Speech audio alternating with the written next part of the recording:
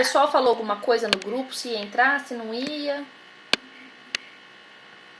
A Simone colocou lá o link, professora. Acho que. Eu tinha deixado também lá na SAP. Tinha deixado o link pra gente. Sabe uma coisa, só para eu já ir adiantando aqui, que eu queria perguntar para vocês, né? Onde que nós paramos? Eu lembro que a gente estava falando de petição inicial, isso eu me lembro.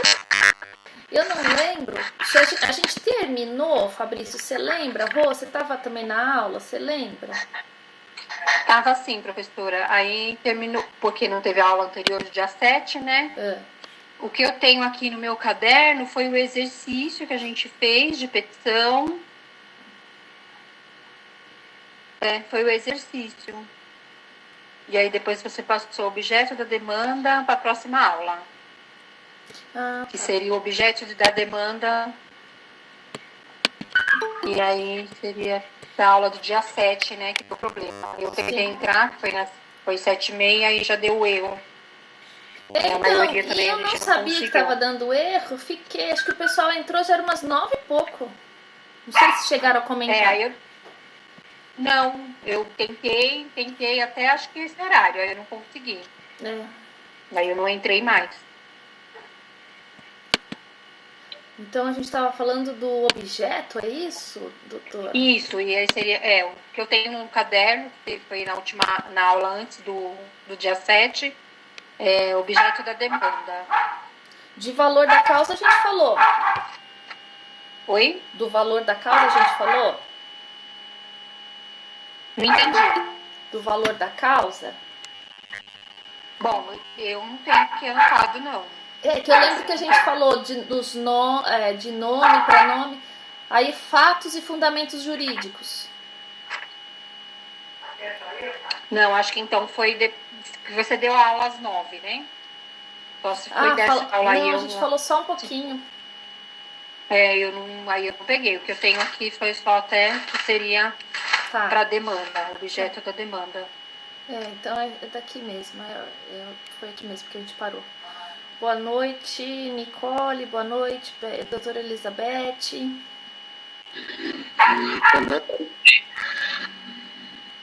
Boa noite, professora. Boa noite, professora. Boa noite. Agora vai. Deus é mais. Ixi. Caiu. Bom, olha, de qualquer jeito, eu também estou gravando a aula só para a gente não ficar perdendo mais tempo. Eu deixei, se alguém tiver dificuldade de quiser mandar no grupo, eu sei que a Simone mandou o link também, mas eu deixei lá na SAP, tem o link lá também. E aí então, vamos voltar e dar seguimento então no que nós estávamos falando. Então nós estávamos falando de petição. Ixi, tá caindo. Nós estávamos falando então da petição inicial.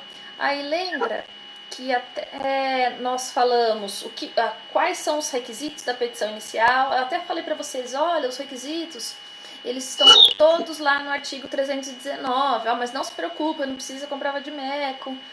Até tá naquele materialzinho que eu passei para vocês, tá tudo direitinho.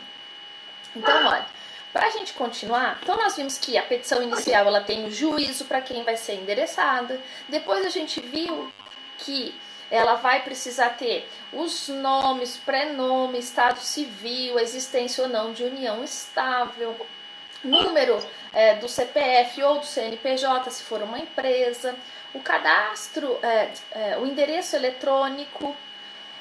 E aí eu até falei para vocês, se de repente não houver endereço eletrônico, a pessoa não tiver endereço eletrônico, vai lá e coloca sem endereço eletrônico, mas tem que constar.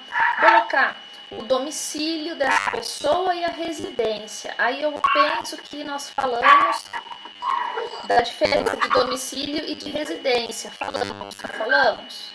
Vocês lembram? Falamos sim, professora. Ótimo. E aí falamos desses dados do autor e do réu. E aí nós falamos, aí agora que pelo que a doutora Rosana me passou, foi aí que nós terminamos na nossa última aula, né? E agora a gente vai falar dos fatos, do objeto do que vai ser pedido, é isso? Confere?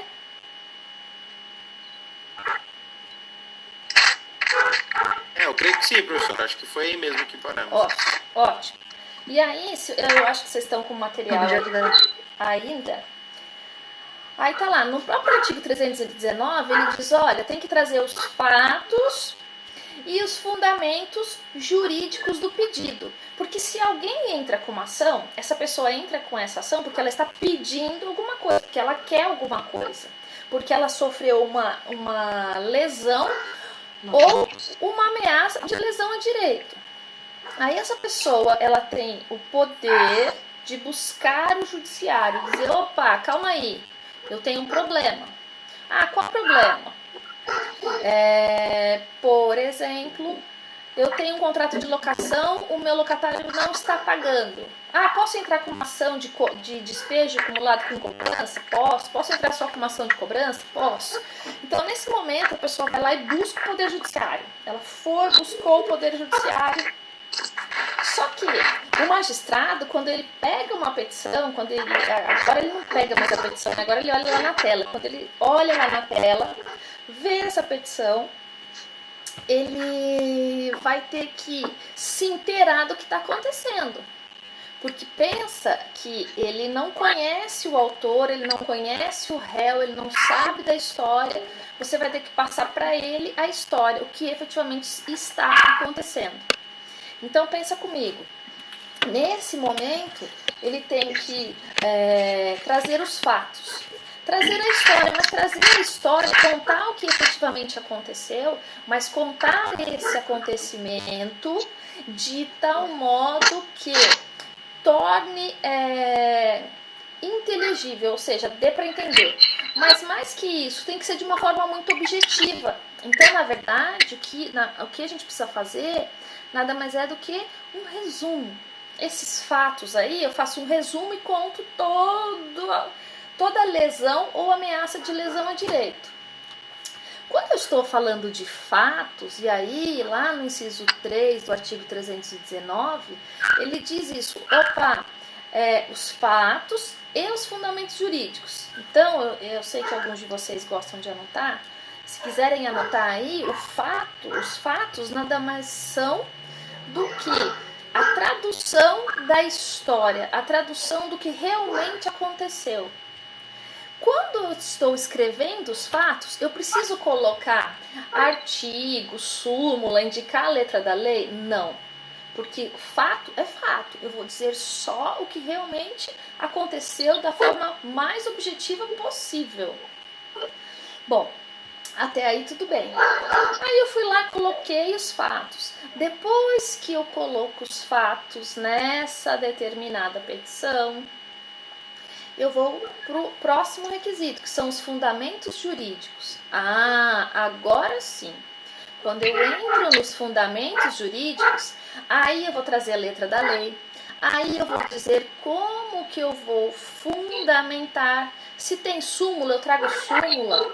Agora, não é? Elas estão na moda, por causa da pandemia, as medidas provisórias. Se eu tiver algum direito fundamentado numa medida provisória, eu vou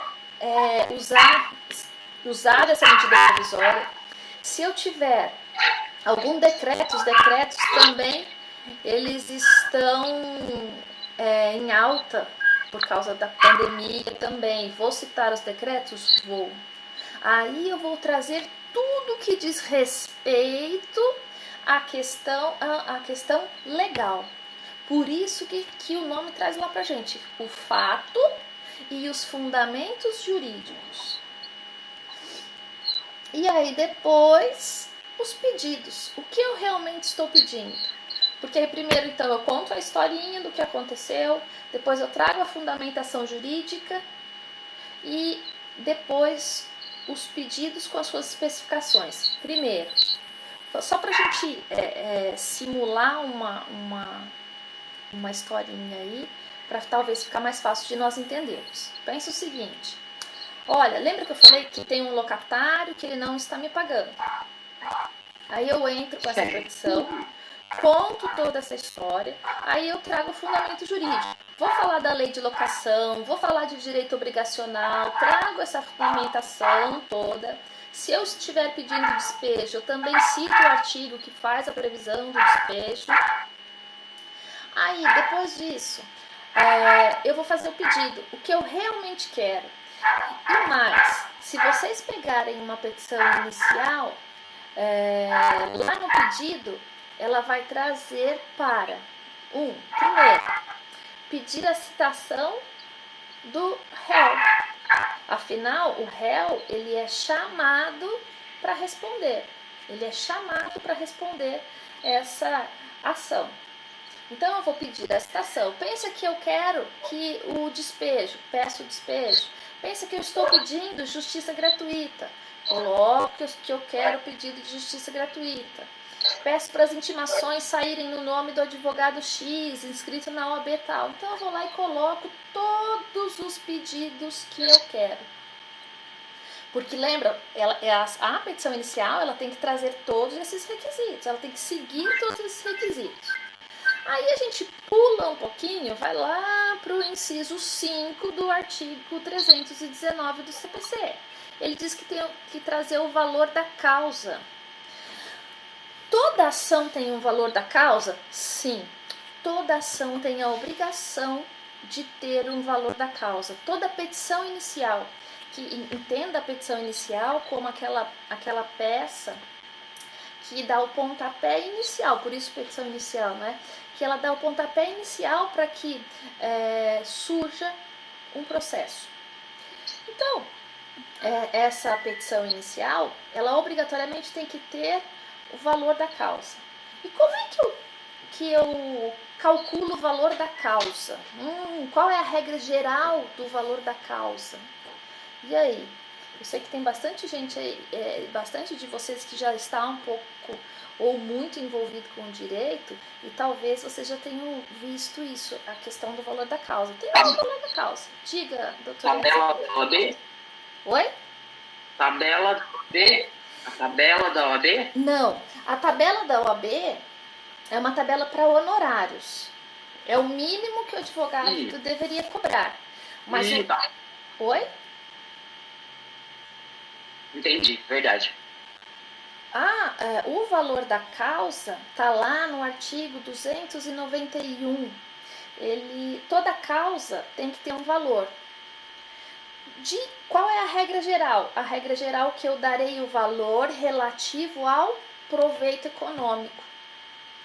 Então, nesse caso, se eu estou cobrando os aluguéis atrasados e pedindo despejo, eu coloco o valor econômico disso. Quanto isso vale? Bom, os aluguéis atrasados, com juros, correção, sei lá, 5 mil reais. Vou lá e coloco esse valor da causa como 5 mil reais. Então, quando a causa tem um valor específico, quando tem um proveito econômico específico, eu coloco como valor da causa o valor do proveito econômico. Aí eu faço uma pergunta para os senhores. Será que toda ação dá para se auferir um valor econômico, um proveito econômico? E agora? Acho que não. Então, por que não, Fabrício? Consegue lembrar para mim, doutor, uma situação?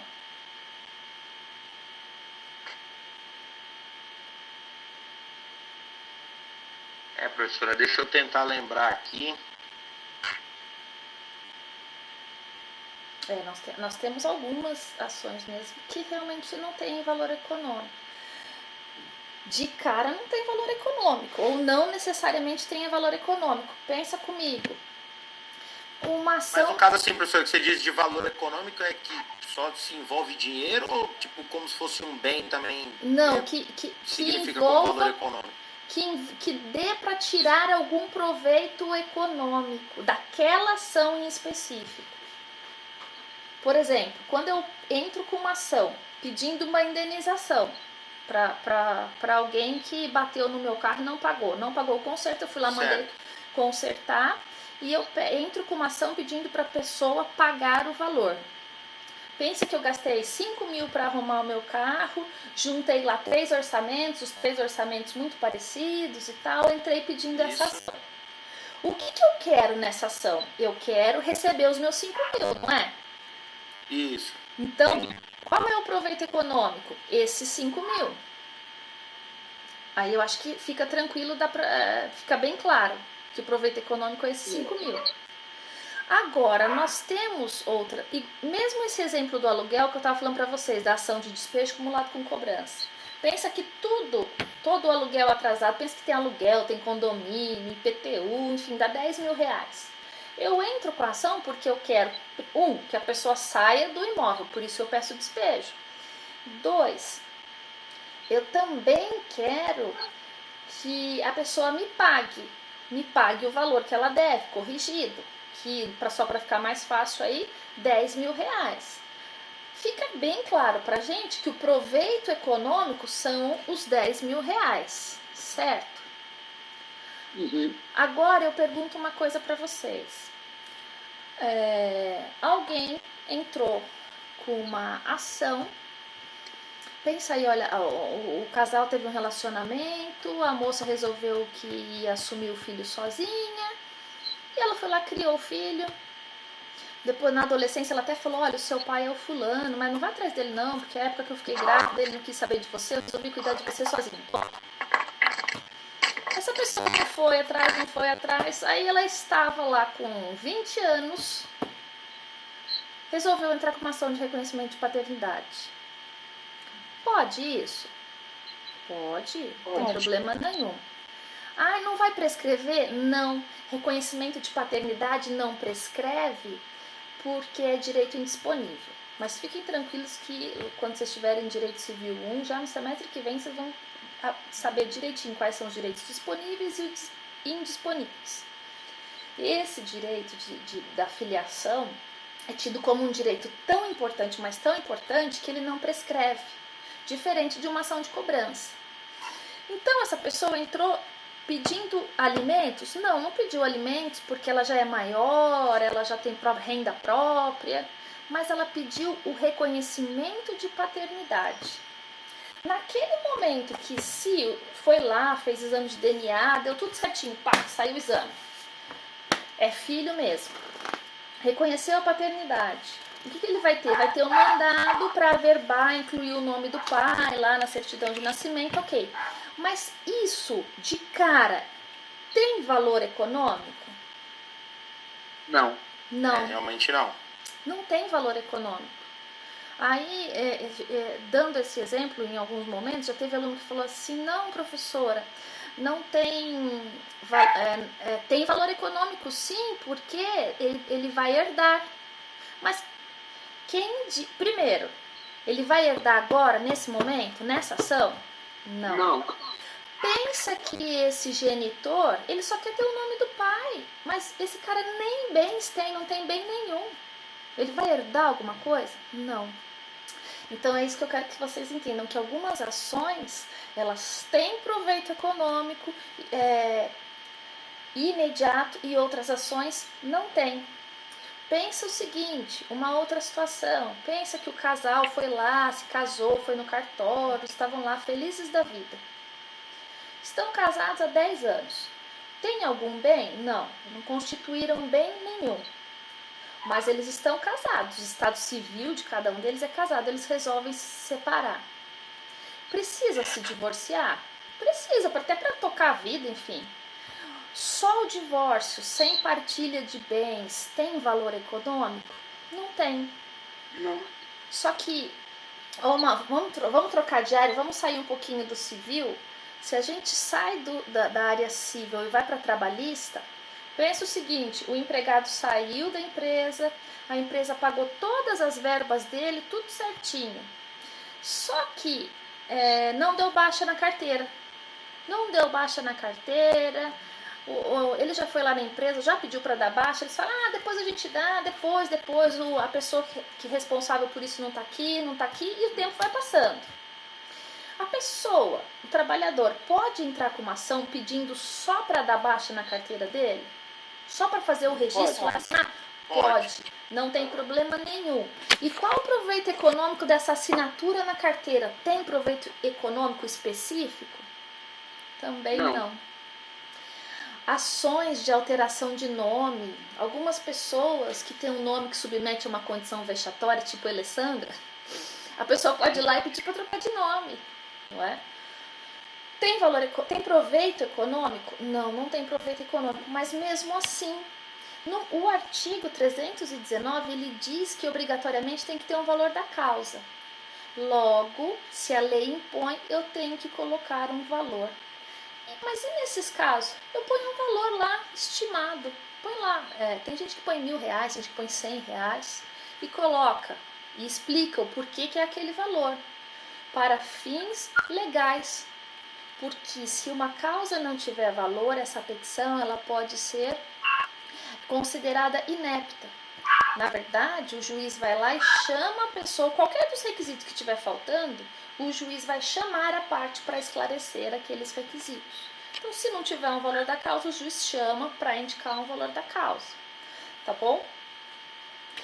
E se for uma situação onde eu entro na vara civil comum, mas o valor da causa, o valor que eu estou pedindo, ele é menos de 40 salários mínimos, pode o juiz remeter direto para o juizado especial? Pode, tá bom? Pense ter uma causa lá de R$10.000 que você entrou na justiça comum e é de um acidente de trânsito. O juiz pode sim remeter para o juizado especial, só para vocês lembrarem disso, tá bom? Então a gente olha lá, vai ter que ter o valor da causa. Depois que tem o valor da causa, vai ter que dizer as provas que pretende produzir. Quais provas pretendem ser produzidas? Eu vou dizer, olha, eu quero ouvir a testemunha. Bom, então tem provas testemunhais? Sim. Eu quero, nesse caso em específico, precisa de perícia. Prova pericial? Sim, eu peço prova pericial. E aí, quaisquer prova pericial médica, prova pericial contábil, enfim. Posso pedir qualquer prova pericial. Pensa que é um imóvel. Eu não sei quem de vocês trabalha com imóvel. Eu lembro que tem alguém que trabalha com imóvel. Pensa que tem um imóvel lá que tem uma rachadura, está discutindo se essa rachadura abalou a estrutura ou não, um diz que sim, outro diz que não, cada parte apresenta um laudo, chama o perito, aí o perito vai ter que dizer, o perito, nesse caso, eles mandam um engenheiro ou um arquiteto, né, para fazer essa perícia. E, normalmente, para quem já está acostumado, ou já viu, ou já deu uma xeretada por aí nas ações, a gente tem um bordão lá que todos os advogados acabam colocando. Protesta provar o alegado por todos os meios de prova em direito admitido, especialmente, aí coloca, prova testemunhal, prova pericial, as oitivas de testemunho, acabei de falar. Certo? E o último e não menos importante requisito, que está lá no artigo 319 para a gente fazer a nossa petição inicial, é a opção do autor da ação para dizer se ele quer ou não audiência de conciliação. Ou seja, aquele que ingressa com a ação, ele tem o poder dentro do direito civil, né, dentro do direito do trabalho, de dizer se ele quer ou não audiência de conciliação. Por que o direito traz isso pra gente? Porque, olha, desculpa, tempo é dinheiro, não é? Tempo é dinheiro. Sim. E custo. Imagina se, nessa ação que eu estava falando para vocês agora do começo de despejo, eu estou lá, opa, calma, chegou, temos visita. Ué, sumiu.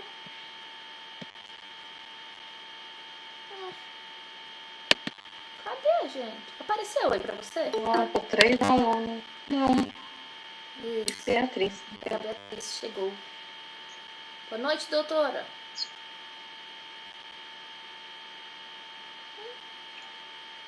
Boa noite. Então, olha, voltando. Aí pensa então que tempo é dinheiro. Dessa ação de despejo que eu estava falando para vocês, Lembra que eu já conversei com o meu inquilino, já falei, por favor, sai, me paga. E não resolveu, e não deu certo. Adianta fazer audiência de conciliação? Não vai adiantar, sabe por quê? Porque a pessoa, ela vai perder o tempo dela, o juiz vai perder o tempo dele, o cartorário vai perder o tempo, porque já não entrou no acordo até agora. Qual é a probabilidade de se entrar num acordo depois? Então, por isso tem esse poder de dizer se quer ou se não quer a audiência. Conciliação. Certinho? E aí depois eu até... Se eu estiver falando muito rápido, que às vezes eu começo a falar, e se vocês não me pararem, se tiverem alguma dúvida, me parem. Pra gente ir sanando as dúvidas, pra não ficar carregando dúvida. Aí então, doutores, terminamos nossa petição inicial. Continuando lá o nosso material que ficou com vocês. Se eu tenho, e eu acabei de falar isso, se eu tenho uma petição inicial, faltar alguns desses requisitos e o juiz entender que ela dá para ser emendada, ou seja, dá para fazer um remendo, dá para fazer um conserto nessa petição inicial, ele vai chamar a parte para fazer esse conserto na petição inicial. A parte terá 15 dias para fazer esse conserto na petição inicial. E se não fizer o conserto da petição inicial, caso não faça esse conserto da petição inicial, a petição inicial não vai dar andamento. Passou esse prazo, a parte não fez essa emenda, esse processo será arquivado. Tá bom? Certinho, tá, doutores? Bom. Tranquilo? Dúvidas? Certo. Críticas, sugestões? Não. Nossa, gente, e cadê os demais, hein, doutores? Nossa. Hein? Os desnaturados, né? Também tá focado na C1 do professor Jorge. Na C1? A C2. Quer dizer, a C2, O Jorge já colocou a C2? Misericórdia. Já. Calma. Já. Calma. A gente vai continuar aqui nosso material, que é o material que eu passei para vocês, e depois eu recebi um e-mail pedindo para a gente comentar sobre a prova. Aí a gente vai comentar os itens da prova. Mas assim, da C1, vocês acharam difícil? Tava difícil achar algumas coisas. Na hora que eu tava olhando os que me mandaram o arquivo, eu vi que teve gente que falou, isso aqui eu não achei, tava difícil. Eita. Acharam difícil? Bom, por mais que eu achei que esteja difícil, eu tentei fazer todas. É melhor tentar fazer e errar do que não tentar fazer. É verdade. Pelo menos pra mim, né? Eu não entendi muito o que era pra fazer naquelas palavras lá, mas eu fiz. Não sei se tá certo. Não, Bia, a gente vai terminar de ver essa partezinha aqui, aí a gente volta e vai comentar lá, tá bom? Até porque se tiver alguma... Professora, eu preciso fazer uma pergunta também. Oi? Eu preciso fazer uma pergunta. Diga. Referente ao nosso tio. A data dele vai ser mantida? Eu gostaria de saber isso, porque assim, eu acho que todo mundo está com dificuldade nessa questão, porque a inicial data era dia 30 de maio. Agora. Isso não... Então, isso vai ser mantido? Eu tenho que seguir esse calendário. Está com muita coisa pendente. Então, porque assim, por exemplo, essa semana já tivemos a do Jorge e as duas do Guilherme vão ser postadas até sexta-feira. Tá, até amanhã. Depois vai vir a sua, C2. E tudo isso no meio, esse tio aí. Jesus amado. Calma aí, deixa eu pegar. Se puder confirmar para nós, é muito importante. Deixa eu pegar meu calendário aqui. Olha lá, sobretudo todo mundo vem chorar pra mim. Mas a senhora é a nossa coordenadora, vamos fazer o quê?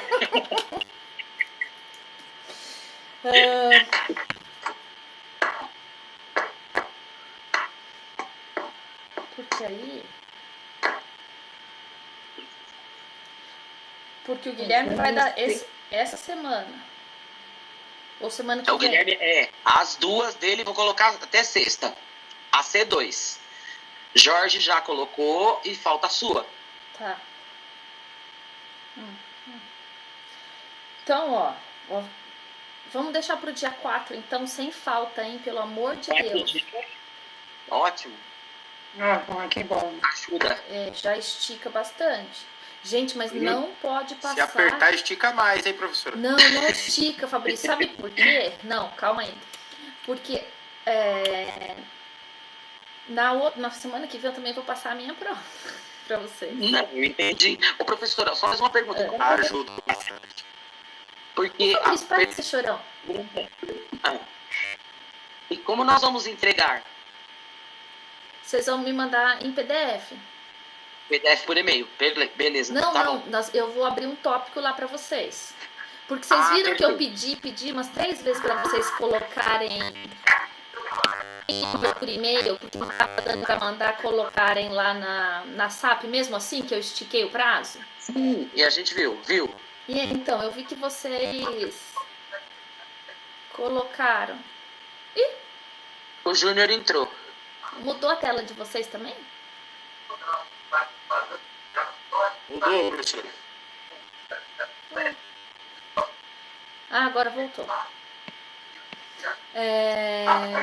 Porque a gente tem eu vou abrir um tópico lá para vocês colocarem. Por quê? Porque vai ter que ficar documentado lá.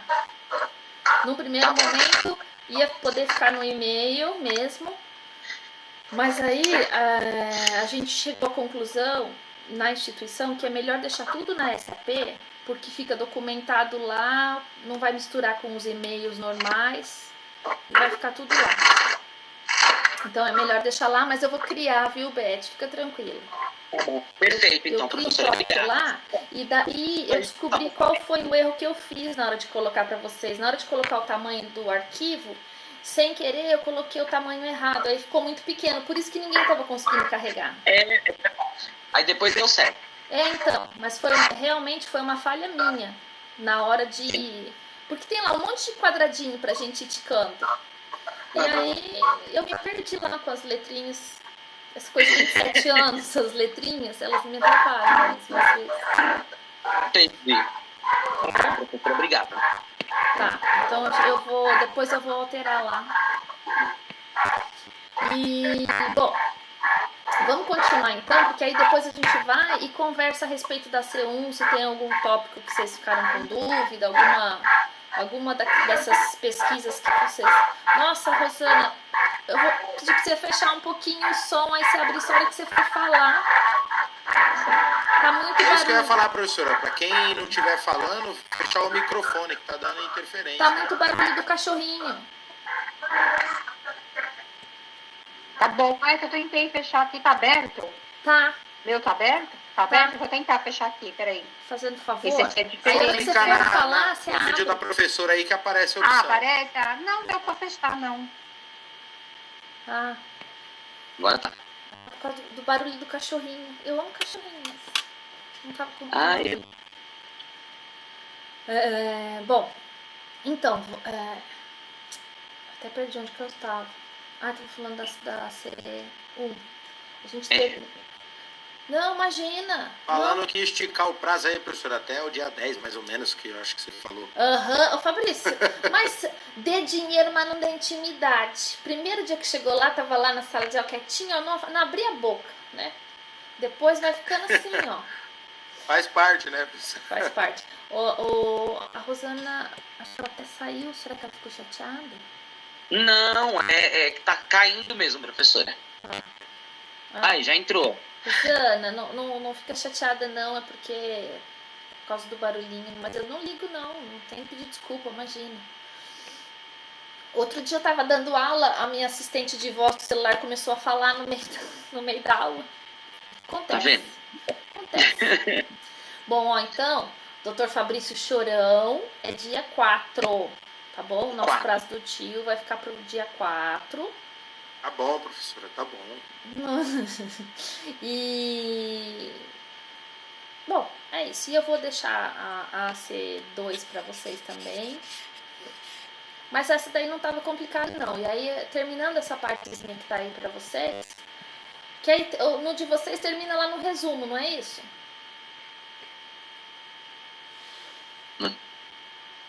Daquele arquivo que a gente estava seguindo, lá termina no resumo. Tem lá tipos de resumo, técnicas de resumo. Eu não tô com ele agora. Não, alguém de vocês está? Eu tô pelo celular, professora, desculpe. Entendi. Não, imagina, tô só perguntando pra eu saber direitinho. Mas olha, então nós terminamos, falamos da petição inicial. Até avisem os colegas que eu vou deixar isso aí gravado, as outras aulas também estão gravadas.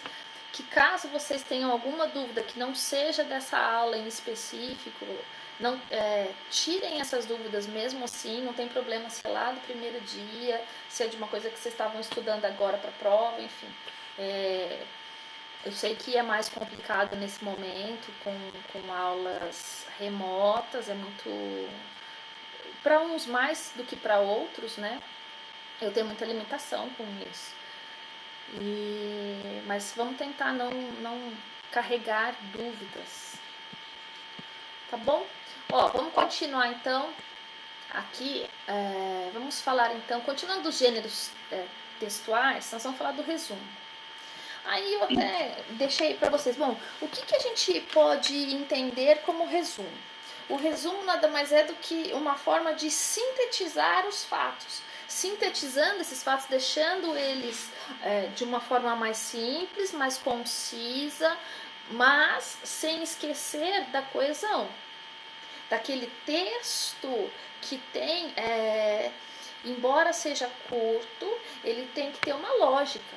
Porque se ele não tiver essa determinada lógica, o seu leitor, o seu receptor dessa mensagem, não vai saber interpretar.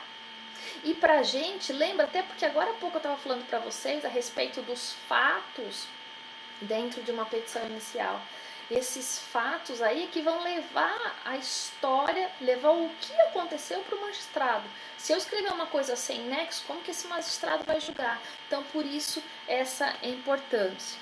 Então, o resumo ele vai ter necessariamente que trazer as principais ideias do autor, mas tem que se manter fiel aos fatos. Sim. E por isso que eu falei lá atrás, primeiro eu falei de petição inicial para depois falar do resumo, porque do resumo e dessa especificidade dos fatos, porque é esse resumo, o fato dessa necessidade de ser fiel ao que realmente aconteceu é de extrema importância para a gente, seja para a gente fazer uma petição inicial ou seja para a gente fazer a defesa da outra parte. Pensa que ao invés de advogar para o autor, você vai advogar para o réu. Você vai ter que também trazer os fatos de forma concisa, ou seja, pequeno, mas coesa, que tenha nexo, que tenha ligação. Por isso, então, manter essa fidelidade com o que realmente aconteceu, mas trazendo apenas os elementos essenciais. Voltando, pensa que eu vou narrar os fatos para o juiz. Lembra, vou ficar sempre nesse exemplo hoje aí, ó, da ação de despejo, que eu tô querendo dinheiro, tô precisando de dinheiro, eu tô pensando na ação de despejo, ação de cobrança, entendeu? Tô querendo um dinheiro. Entendi. Desculpa aí, com a tosse. Então, olha, eu vou levar o que eu quero, mas eu também, na hora de defender, eu tenho que trazer o que é mais importante. Só que, quando eu levo esses fatos, esse resumo, o fato ele tem que ser o que é essencial. Adianta eu dizer o seguinte, pensa aí, olha, era numa bela tarde de sexta-feira, fui contatada pelo fulano que quis olhar a casa que eu estava alugando, disse que a casa era linda, adorou a cor da casa, adorou os móveis embutidos que tinha na casa. Adianta colocar isso? Faz diferença isso para o juiz? Não, não faz diferença nenhuma. Então, esses fatos que vão para o juiz, eles têm que ser muito objetivos, o mais objetivo possível. Por isso que é um resumo, só com o que é efetivamente essencial. Então, a partir de hoje, se você não pensava assim, guarde isso. Resumo. Leia-se o resumo, se a gente fosse fazer uma síntese apertada do resumo, como fato essencial, ou fatos essenciais, ideias essenciais. Essa é o grande ponto-chave do resumo. Fatos estritamente essenciais. E aí, os estudiosos da língua portuguesa vão lá e fazem uma divisão desses fatos. Como assim faz uma divisão dos fatos? Diz que o resumo ele pode ser indicativo, informativo e crítico. Ou seja, indicativo, ele vai narrar objetivamente o que aconteceu. Informativo, o informativo ele vai trazer resultados, vai trazer conclusões. Para a gente não é interessante, para a gente interessante é o indicativo, que vai de uma forma muito objetiva. E um outro tipo de resumo que para a gente numa petição não é interessante, mas que existe e a gente precisa saber. Quer dizer, saber a gente até sabe, mas talvez alguns de vocês não saibam especificamente com a nomenclatura, que é o resumo crítico. Que é esse resumo onde, na verdade, eu faço uma resenha. Eu leio o texto e tiro a minha interpretação. E trago, de forma breve, sucinta, fatos essenciais, mas fatos essenciais aos meus olhos, conforme a minha interpretação. E também esse não é uma forma de trazer os fatos da petição. Porque não é a minha interpretação. Isso é o que deve acontecer. Ai, mas aí você pode dizer assim, ai, professora, mas na prática, não é?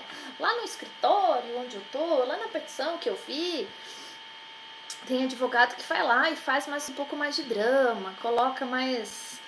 Principalmente quando tá pedindo dano moral, não é? Fala que a pessoa se sentiu humilhada, enfim, vai lá e traz um monte de coisa.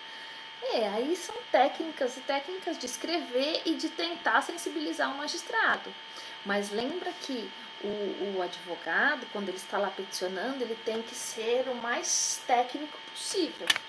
Afinal, ainda eu brinco com vocês, sempre com os meus alunos, eu digo, olha, a partir de agora, não é? Nós somos pessoas chiques, elegantes, cientistas, estudiosos de uma ciência, da ciência do direito. Então, aquele que é um cientista, ele tem que ser técnico. Sim. Tá?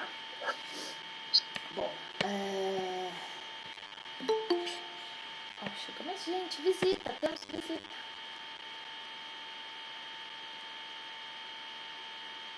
Boa noite, doutora.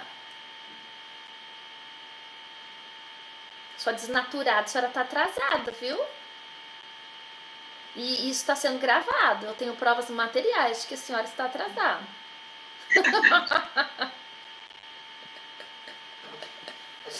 Olha lá. Mas depois, para quem chegou atrasado aí, eu vou disponibilizar a gravação da aula, tá bom? Tá bom. Bom, voltando para cá então, nós temos aí, eu trouxe para vocês algumas técnicas para elaboração desses resumos. Primeiro, antes de qualquer coisa, se a gente vai fazer um resumo de um texto, se a gente tem esse texto e precisa fazer esse resumo do texto, o que nós temos que pensar? Primeiro, você vai ter que ler o texto, vai ter que ler o texto inteiro, para depois você pegar a mensagem que o emissor, aquele que escreveu o texto, quer passar para vocês, e aí você vai lá e traz o assunto, busca o que é essencial, não é? Como técnica aí tem, olha, de ler uma primeira vez para se contextualizar, ler uma segunda vez para decodificar as frases, e, inclusive ainda como técnica, tem essa técnica de sublinhar as palavras-chave. Eu não sou muito boa com isso de sublinhar a palavra-chave, não, porque eu começo a ler um texto e vou grifando as palavras-chave, quando eu vejo tá tudo pintado. Eu vou mudando de cor às vezes, mas enfim. É porque, olha, cada vez que você lê um texto, você acaba vendo coisas e fatos diferentes que talvez no primeiro momento você não notou. É que às vezes a gente não se atenta a isso, principalmente porque a gente está sempre com pressa, enfim. Mas pegue um livro que você leu e gostou muito, que você leu assim, sem a preocupação de resumir, porque é um trabalho da faculdade, porque é um trabalho do colégio, que você leu porque você estava simplesmente a fim de ler. Aí você lê esse livro de novo, depois terminou de ler, espera uns dias, começa a ler de novo. Será que a gente tem a mesmíssima percepção de antes? Na maioria dos casos, não. As pessoas acabam não tendo a mesma percepção que elas tinham antes. Então, aí depois eu tinha deixado lá para vocês algumas técnicas para essa elaboração. Então, como técnicas dessa elaboração, nós temos buscar a ideia principal, não é? Fazer uma seleção de ideias. Primeiro a ideia principal, depois ideias secundárias. Mas nessas ideias secundárias, nós temos que tirar delas só informações essenciais, porque o resumo correto ele não deveria trazer informações secundárias. Então, mas nesse caso, como que eu vou saber o que é uma informação secundária e o que não é? Você vai ter que analisar o caso concreto e ver o que você está querendo extrair, porque dependendo do tipo de resumo, seja ele crítico, seja ele informativo, seja ele indicativo, você vai ter formas diferentes de fazer esse resumo. Certinho então, doutores? Certinho. E aí depois, para o meu material aqui que eu tinha passado para vocês, eu tinha terminado aí. Não sei se alguém está acompanhando com o arquivo, porque eu fracionei um arquivo. Alguém está acompanhando com o arquivo? Sim, não, terminamos aqui mesmo, é isso? O arquivo está no SAP, professora? Tá no SAP. Tá no SAP, mas eu liberei aquele dia lá atrás, faz um tempão, hein? O dia que eu liberei foi dia 9. É que eu tinha... Como que tá o nome dele? Ai, doutor, aí o senhor me apertou. Aula 9/4, eu acho. Que o nome que eu salvei é o arquivo. É que eu fui compilando tudo e ficou um arquivo bem grande, por isso que... Deixa eu tentar abrir lá.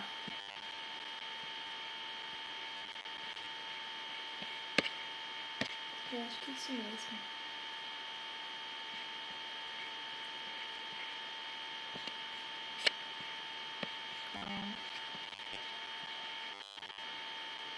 Se eu sair daqui eu vou perder. É um conceito jurídico e essa pessoa ela não vai poder ser responsabilizada por esse determinado ato. Ok? Imagina,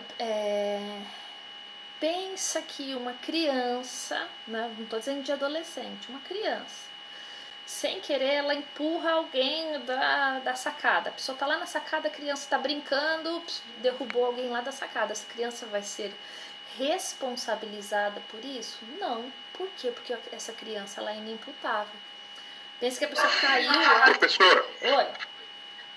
Diga, boa noite, doutor. tudo bem? Boa noite, doutor Júnior. E essa taçona aí bonita, hein? Você viu, é a taça do Mundial. Diga, doutor. O inimputável, então, pode considerar menor de 16 e maior de 80 anos e não são das faculdades mentais? Comprovado, óbvio. Então, o menor de 16,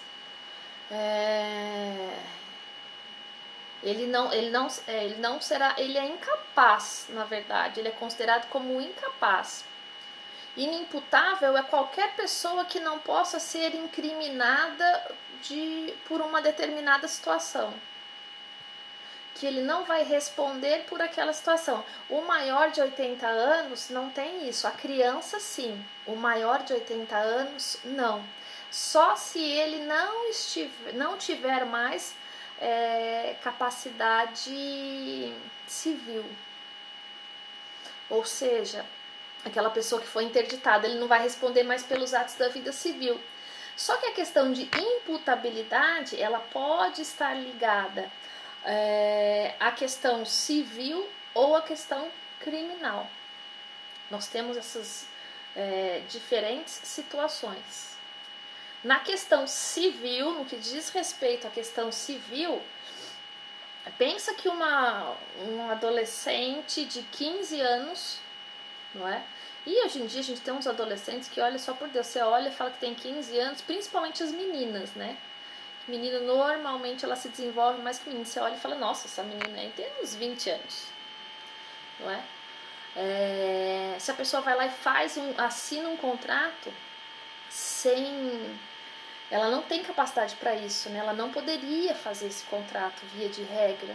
Ela vai ser responsabilizada por isso? Não, porque vai ser inimputável, ela não pode ser responsabilizada. Do mesmo jeito que um doido, louco, sem qualquer faculdade mental, ele vai e mata uma outra pessoa. Porque aí ele não teve nem a intenção, não é? Como é que ele vai ser responsabilizado? Ele não é nem intenção, ele não tem discernimento. Agora, um idoso, o idoso, se ele não for interditado, ele vai responder por todos os atos da vida civil e da vida criminal. Então, nós vamos ter que analisar o caso concreto. Pensa aí olha, quer ver um idoso que ainda pegou a Covid, graças a Deus sarou, tá super bem? Professor Ives Gandra, um dos maiores juristas que a gente tem no Brasil. Salvo engano, meu Ives Gandra tá com 90 e pouco, 80 e pouco, sei lá, mas tá lá que entrei no beirando, se não chegou nos 90, beirando nos 90. Enfim, ele está lúcido, voltou, se recuperou da Covid, voltou, ainda fez um artigo extremamente interessante esses dias sobre relativização de direitos por causa da pandemia, enfim. Ele está extremamente lúcido, ele é responsável pelos seus atos. Então, a questão da imputabilidade, nós temos que sopesar tudo isso. Na questão criminal, dá para fazer uma diferenciação maior. Por quê? Porque no que diz respeito à questão criminal, efetivamente só vai responder aquele que é maior de 18 anos, porque o menor de 18 anos, ele passa por medidas socioeducativas, não é? Ele até pode ficar recolhido, mas ele passa por medida socioeducativa, a pena é outra, a apenação é outra. Depois que ele cumpriu tudo isso ele não fica com esses antecedentes, via de regra, né, não deveria poder ser levantados esses antecedentes. Então, a questão de poder imputar algo ou não para alguém, a gente tem que ver o caso concreto, ver se a questão é civil, se é criminal e fazer essa análise. Tá bom? Eu sei que no caso do menor, ele entra numa lei específica, né? Pelo ECA, né? Pelo ECA. Da criança e do adolescente. Isso. Mas ele não sofre essa punição, isso de acordo com o Código Penal, porque o Código Penal é muito mais severo, tanto que a punição pro adolescente, agora me deu um branco, mas acho que é no máximo 3 anos que ele vai ficar internado. Depois eu vou procurar isso, ou depois vocês deem uma espiadinha aí, olha. Mas salvo engano meu, o máximo é de 3 anos. Então é muito diferente. Por quê? Porque os efeitos são menores. Agora, uma criança de 5 anos, igual esse exemplo que eu estava dando antes, que foi lá sem querer, empurrou alguém da sacada, enfim, a pessoa caiu, aí ele não vai responder de forma alguma assim, porque sim, ele é inimputável. Ou mesmo um esquizofrênico gravíssimo, que não tem a noção de realidade, ele também não vai responder. Tanto que tem aquele rapaz, que é super famoso o caso dele, o Champinha. Todo mundo já ouviu falar em algum momento do Champinha. O Champinha, ele tá internado, né? Tá internado, sem previsão de sair. Por quê? Porque, teoricamente, não é? Ele não tem como responder por isso. Por isso que ele fica internado, acho que ele tá numa colônia psiquiátrica, uma coisa assim, salvo engano meu. Tá bom? Certinho? Sim, não, talvez. Ok. Ok, obrigado, professor. Olha lá, o casamento putativo. Toda vez que eu falo de casamento putativo, é que esse aí ainda vocês deram uma pesquisada antes, procuraram tudo, né? Mas quando eu falo antes de casamento putativo, fica todo mundo... E às vezes sempre sai uma pérola. Sempre sai piada, né? Também. Pode ser uma de piada, viu, doutora Elizabeth? Mas... enfim. Mas olha... A Beth sabe, Beth? O casamento putativo... Pelo que eu pesquisei, é um casamento, por exemplo, eu me lembro de um exemplo assim, como fazem muito nos Estados Unidos para conseguir os vistos lá. É um casamento suposto. A ideia do casamento putativo supõe-se que houve um casamento. Existe uma suposição. Sem o valor legal, né, professora? Ele tem que ser registrado depois. Vamos imaginar o seguinte, que a pessoa está lá no leito de morte e ele resolve que ele quer se casar. Mas, pensa aí, ele está no leito de morte, lá só tem enfermeira, médico e auxiliar de enfermagem e o pessoal da limpeza do hospital. E a noiva, né? E o noivo, sei lá. E o outro lá com quem ele vai casar. Essas figuras, perante o ordenamento jurídico, elas não têm poderes para fazer um casamento. Quem faz casamento é o juiz de paz. Casamento civil, não é? Vai no cartório, ou chama o cartório até você, enfim, mas é o juiz de paz que faz o casamento. Só que qualquer pessoa, numa circunstância dessa, onde a outra está lá prestes a morrer, pode fazer o casamento, vai ter que ter essas testemunhas depois de um tempo. Aí por isso que o Fabrício falou, tem que, no primeiro momento ele não vale. Ele tem que ser registrado. Depois ele tem que ir para um cartório e fazer o efetivo registro. Então, na verdade, o casamento putativo é esse casamento feito às pressas, mas por uma necessidade. Que nem nesse caso a pessoa quer se casar, mas ela está prestes a morrer. E normalmente os Mas como que é feito esse registro? Então, no caso, esse pré-registro, professor? Todas essas outras figuras que estavam lá, os outros médicos, auxiliar de enfermagem, a pessoa da limpeza, blá, blá, blá, blá, enfermeiro, eles serão testemunhas. Eles testemunharão que o fulano queria casar com a fulana. Entendi. Na prática, eu já vi um caso assim que deu maior rolo. Por quê? Porque aí tentaram registrar esse casamento putativo, depois apareceu um documento dizendo que a pessoa que faleceu naquele momento, 2 dias antes, ele já tinha perdido a consciência, e aí entrou aquilo, ele tinha bens para serem partilhados. É o Gugu não, né, professora? Não. Ele tinha bens para serem partilhados, mas é que o Gugu, ele já convivia em união estável, né? Nesse caso aí, já faz alguns anos que deu esse problema todo, e não era nem um caso público, não. Era um caso onde depois ficou comprovado que o casamento foi simulado, inclusive com as testemunhas estavam simulando, porque achou um documento médico do próprio hospital dizendo que 2 dias antes ele já estava inconsciente, não tinha condições de manifestar sua vontade. Simularam tudo isso para a viúva herdar os bens. Então, nesse caso, o casamento pode ser cancelado, então. Porque aí, como qualquer pessoa pode fazer esse casamento, o que vai acontecer? Depois tem que haver o registro e as testemunhas, elas respondem junto, viu? Porque, ó, se eu falar, não, eu vi sim, olha, o Fabrício casou com a fulana, ela tava lá quase morrendo mesmo, mas ela disse, não, eu quero me casar com o Fabrício, papapá, papapá.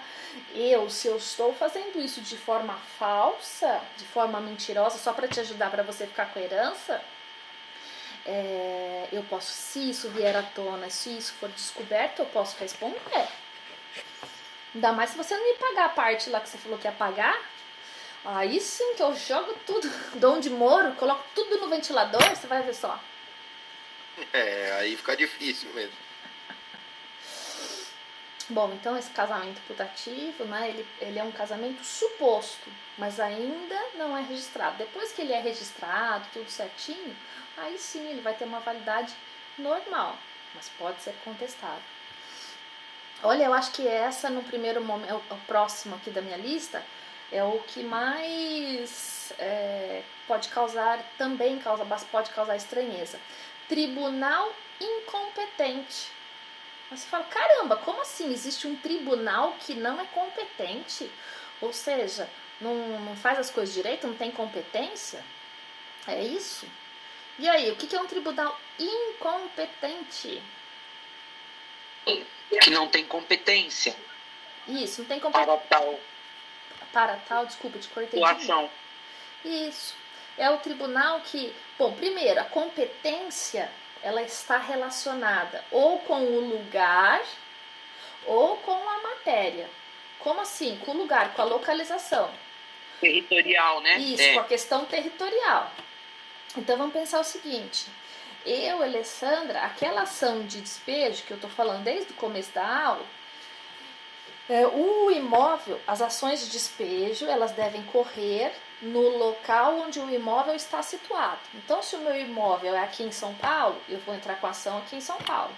Mas pensa que eu falo assim, não, quero ir lá no interior, não é? Ficar lá perto da família, e quando eu tiver audiência eu já fico uns dias com a minha mãe. Posso fazer isso? Não. Por quê? Porque pela questão territorial, o Fórum de Santa Cruz, ele não é competente para analisar essa matéria. Por quê? Porque a lei diz que ações que versem sobre imóveis devem ser realizadas no local onde esse imóvel está situado. Ok. Isso com relação à competência territorial. Aí, a doutora Elizabeth disse o seguinte, olha, mas tem a competência territorial, mas tem também a competência material, ou seja, a matéria que vai ser decidida. Pensa o seguinte, todo mundo pelo menos já viu, nem que for só na televisão, aquele fórum criminal lá da Barra Funda, aquele Mário Guimarães. Todo mundo já deve ter visto, os júris famosos, são todos lá. Pensa que eu quero mover essa ação de despejo, mas eu entro lá no Fórum Criminal da Barra Funda. Caraca. Não rola. Não vai andar, não vai rolar. Por que não vai acontecer? Porque não vai poder. O território, a competência territorial tá ok, é no estado de São Paulo. É na cidade de São Paulo. Só que é na cidade de São Paulo, no fórum que pertence o imóvel. Pensa que aqui no meu imóvel aqui, na Vila Prudente. Então, eu vou ter que entrar com essa ação no fórum da Vila Prudente. Isso na questão territorial. Só que eu não posso querer entrar com essa ação do fórum da Vila Prudente, ação de despejo, entrar no criminal. Por quê? Porque criminal discute matéria criminal, civil discute matéria civil. Então, aqui, por exemplo, aquele tribunal, esse famosinho aí, criminal, lá do Mário Guimarães, acho que é isso mesmo, Mário Guimarães, ele só vai julgar causas penais. Ainda que meu imóvel pertencesse àquela região da Barra Funda, eu não posso, ele não adianta eu querer ir lá e falar, não, mas eu quero que a minha ação de despejo corra aqui. Não vai correr lá. Por quê? Porque esse tribunal é competente para julgar matérias criminais. A mesma coisa se eu quiser levar a minha ação de despejo para ser analisada pelo juiz do trabalho. Eu quero que essa ação corra lá na Justiça do Trabalho. Pode? Não, porque o juiz do trabalho não é competente para julgar matéria civil. Civil é no civil, trabalho é no trabalho, criminal é no criminal. Então essa é a ideia de juízo incompetente. E aí então a gente tem essa incompetência absoluta e incompetência relativa. Incompetência relativa diz respeito ao lugar, ao território, e absoluta em relação à matéria. Certo? Tranquilo? Em relação às instâncias, também está relacionado ou não? Por exemplo, não pode já entrar com pedir alguma coisa direto no STF. Tem que primeiro passar pelas instâncias, né? Também. É isso? Também. Porque o que nós temos é uma hierarquia do nosso organograma. Primeiro você entra na justiça, na vara, que nem para chegar uma ação, para chegar no Supremo. Pensa numa ação... Começa na primeira instância e vai até o Supremo, né? É. Pensa na civil. Na civil, então, eu entro lá na vara civil. Depois da vara civil, se a decisão a sentença, eu estou descontente, eu vou para uma instância superior, eu vou para o Tribunal de Justiça, aí subo um degrau. Eu costumo sempre fazer um desenho para os alunos na lousa com uma escadinha, cada degrau, uma instância. Então eu começo lá na vara civil. Olha, a decisão não foi, estou descontente com a decisão, posso recorrer? Sim, posso recorrer. Como eu vou recorrer? Para a instância superior, Tribunal de Justiça. Olha, a decisão do Tribunal de Justiça também não estou contente com ela, posso recorrer? Posso. Vou para o Superior Tribunal de Justiça, também não estou contente, vou para o Supremo, também não estou contente com a decisão do Supremo, o que eu faço? Senta e chora ou aceito que é mais fácil, que chegou no Supremo não tem mais para onde ir. Tá bom? Então também, se eu não consigo distribuir uma ação, entrar com a minha ação de despejo direto no tribunal, tem que passar primeiro pelo fórum. Exatamente, também tem esse outro ponto, Júnior, bem lembrado, obrigada. Calma aí, gente, tomando uma aguinha. Aí, olha lá, o próximo aí fala de bens fungíveis. Bens fungíveis são aqueles bens que... Fungíveis ou infungíveis? Eu não entendi. Fungíveis. Fungíveis. Esses podem ser trocados por bens da mesma natureza, né? Isso. Tipo assim. Exatamente. Bens fungíveis são aqueles que podem ser substituídos por outros ou por outros, né? Idênticos, na verdade. A ideia de idêntico. Uhum. Só que a gente tem que tomar cuidado com uma outra coisa, viu? Todos vocês, né? Quando a gente fala de bem infungível e bens fungíveis, a gente pensa assim, um bem fungível. Olha, eu tô aqui com uma caneta, aqui ó. Tô com uma caneta aqui, a caneta vermelha, deixa eu ver qual que é a marca, Faber-Castell, vermelha, ponta 0,35, ok. Posso substituir por outra igualzinha? É um bem, tudo bem que é um bem de valor pequeno, mas é um bem, concordam comigo que é um bem? Sim. Posso substituir por outra? Sim, então, deve ter igual no mercado. É igualzinha, é um bem fungível. Então ele é um bem fungível. Tem que ser da mesma qualidade e quantidade, né? Mesma qualidade e mesma quantidade. Você vai lá e acha essa caneta pra mim, igualzinha. Faz de conta que ela tá zerinha, comprei hoje e sumiu, você destruiu por qualquer motivo. E aí você quer me dar outra, é um bem fungível. Dá pra trazer uma outra igualzinha? Claro que dá, professora. Opa, demorou. Agora eu faço a seguinte pergunta pros senhores. Eu tenho aqui... Olha só, vai vendo, a pessoa com o celular quebrado. Meus filhos, que lindos. Gente, coisa linda, meus bebês. Olha.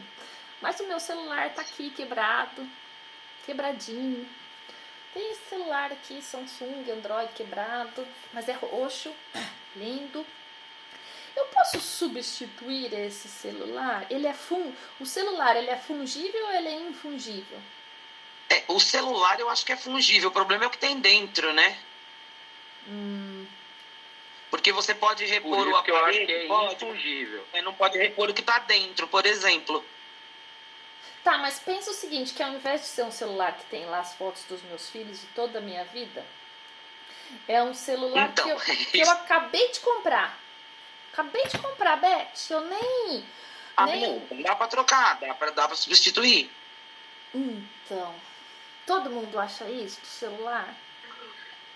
Eu acho que não, porque tem produtos que tem número de série e uma infinidade de coisas, professor. É o caso do celular. O celular, ainda que eu pegue lá 2, eles não são considerados bens fungíveis, porque não tem aquele e-mail, que inclusive quando você pega, quando você manda bloquear. Então, por que eu chamei a atenção do celular? Peraí, aí não é do chip? Não, é verdade, é do celular. É do celular. O e-mail, ele é do celular. A mesma coisa, verdade. Pensa que todos nós aqui compramos numa liquidação, ao invés de pagar 950 mil, como nós compramos todos juntos, cada um de nós comprou uma Porsche Cayenne chocolate. Ui! Todo mundo igualzinho. Aí a gente conseguiu um desconto. Em vez de pagar 950 mil, nós pagamos 800 mil cada um. Só isso. Só. Zerinho, novinho. As nossas Porsches, elas são fungíveis ou são infungíveis?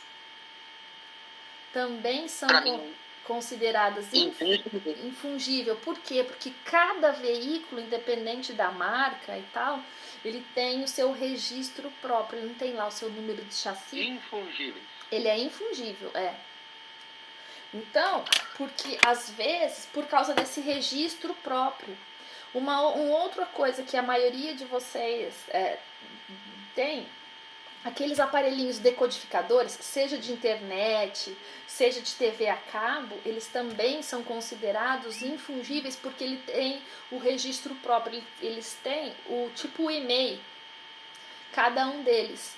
Então, cuidado com algumas situações, porque no primeiro momento bem parece fungível, mas não é. Agora, quer ver um bem que é sem dúvida fungível? Dinheiro. Se alguém vier falar, olha, eu tenho que eu te dar 50 reais, tá bom. Tanto faz eu dar lá 50 reais com uma oncinha, ou te dar 5 notas de 10. Enfim, ou dar tudo de 2. Ou dar tudo de 2, Mas a nota não tem um número de série, professora? Tem, mas aí a questão é o proveito econômico. O valor também, né? O valor. Então tem essa. Então, mas por isso que a gente tem que tomar cuidado e calma que quando vocês forem estudar essas coisas fungíveis e infungíveis, já semestre que vem, a gente já vai estudar isso. A gente vai ver isso com mais calma, mas num primeiro momento eu quero que vocês saibam dessas pequenas diferenças, que num primeiro momento parece pequena, mas pensa que se você fosse entrar com uma ação pedindo algum tipo de indenização, reclamando alguma coisa, esses conceitos podem fazer a diferença. Pô, mas é complicado, né? Um nome chatinho. Então, pode ser complicado, pode ser um nome chatinho, mas a gente tem que se atentar muito aos conceitos. Professor, em relação aos bens fungíveis e infungíveis, por exemplo, quadro é infungível porque quadro tem como fazer o igual, né? Mas, por exemplo, a própria caneta, além, por exemplo, que tem lá o valor monetário que pode se substituir por um igual, do mesmo fabricante, tudo, mas e se essa caneta ela possui um valor diferenciado, um valor sentimental porque ela escreveu um livro com aquela caneta, por exemplo? Aí caberia uma outra ação indenizatória em relação a isso? E alguém sumiu com essa caneta, estragou essa caneta, cabe uma ação indenizatória. Cabe. Porque essa caneta, não só o valor monetário dela, mas o que essa caneta representou na vida daquela pessoa. Porque o dano moral, mas aí a gente vai ter que também pensar em comprovar a culpa da pessoa que, digamos, destruiu a caneta. Tem culpa ou não tem culpa? Isso vai ser analisado também. Aqueles doidos que pedem a caneta emprestada, quebra mordendo, então... quebrou. Então, por exemplo, eu tenho alguns livros, eu sou apaixonada pela professora Marilena Diniz, que ela escreve sobre direito civil, enfim. Eu tenho vários livros dela, todos autografados pela... Bom, primeiro, eu já não gosto de emprestar livro. Os livros da professora, nem morta que eu não empresto, mas nem pro meu filho, nem pra minha mãe eu empresto. Enfim, porque também tem essa questão do valor sentimental. Pô, mas dá pra substituir? Dá, vai fazer a professora Marilena autografar livro. Ela não gosta de autografar livro, ainda por cima tem mais essa. Mas enfim, a gente tem que pensar nessa questão. Mas, se for para pedir uma indenização porque alguém destruiu a coisa, alguém lesou a coisa, vai ser analisada a culpa dessa pessoa, o ânimo, a intenção do agente. Tá? Só pra gente lembrar disso. O próximo conceito, tranquilo? Podemos ir pro próximo? Sim. Então nós temos lá, ó, devedor inadimplente. Isso daí acho que é facinho, né? Tá bem facinho. Um devedor que não...